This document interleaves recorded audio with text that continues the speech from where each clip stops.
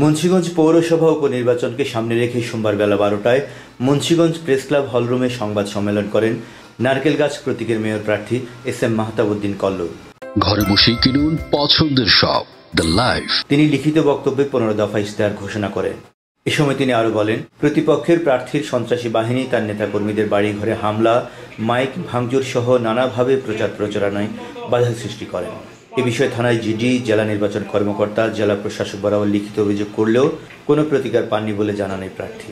একটি সুষ্ঠু উৎসবমুখর পরিবেশে নির্বাচনের প্রত্যাশা করেছিলাম, কিন্তু প্রশাসনের আচরণ দেখে মনে হচ্ছে এই নির্বাচনকে কে বিজয়ী হবে সেটি তাদের মাধ্যমে নির্ধারিত হয়ে গেছে।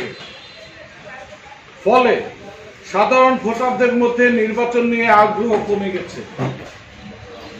মুন্সিগঞ্জ পৌরসভায় আগামী 9 মার্চের নির্বাচনটি যদি প্রশ্নবিদ্ধ নির্বাচন হয়, তার জন্য দায়ী থাকবে মুন্সিগঞ্জের বর্তমান প্রশাসন। মুন্সিগঞ্জ থেকে শহীদ শেখের পাঠানো তথ্যচিত্রে ডেস্ক রিপোর্ট, টিভি বাংলা।